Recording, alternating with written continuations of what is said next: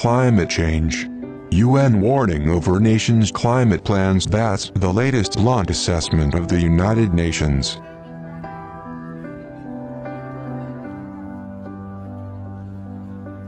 Its experts have studied the climate plans of more than 100 countries and concluded that we're heading in the wrong direction.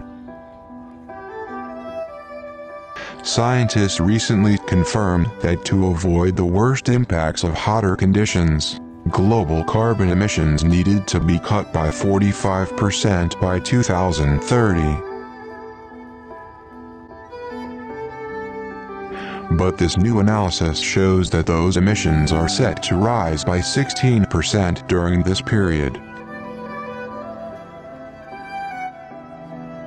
That could eventually lead to a temperature rise of 2.7 C, 4.9 F above pre-industrial times, far above the limits set by the international community. The 16% increase is a huge cause for concern, according to Patricia Espinosa, the UN's chief climate negotiator.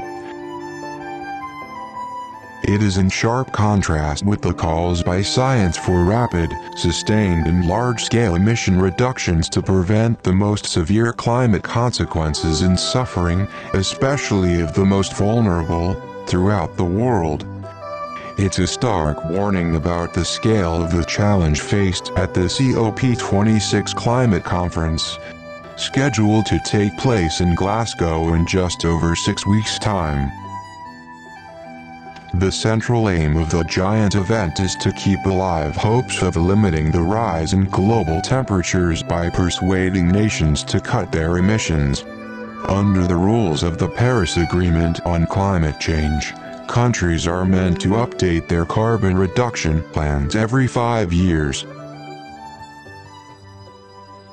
But the UN says that of 191 countries taking part in the agreement, only 113 have so far come up with improved pledges.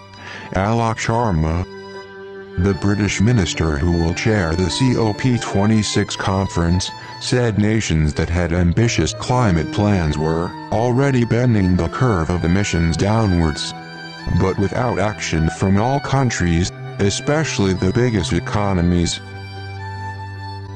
these efforts risk being in vain. A study by Climate Action Tracker found that of the G20 group of leading industrial nations, only a handful, including the UK and the US, have strengthened their targets to cut emissions.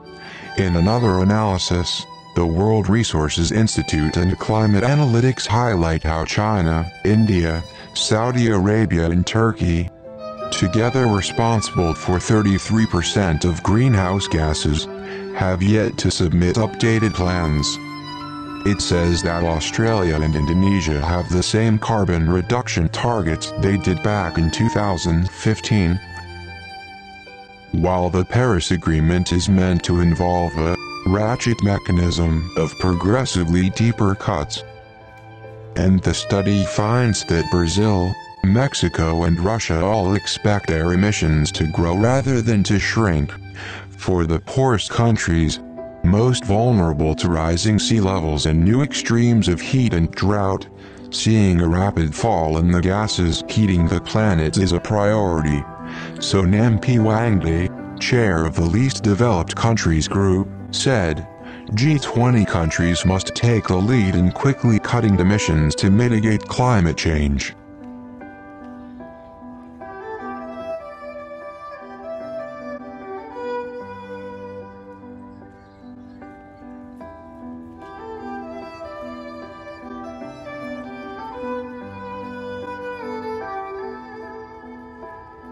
These are the countries with the greatest capacity and responsibility, and it's well past time they step up and treat this crisis like a crisis.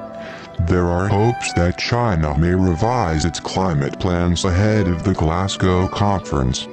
As the world's largest emitter, it has previously said it aims to peak its emissions by 2030 and achieve carbon neutrality by 2060.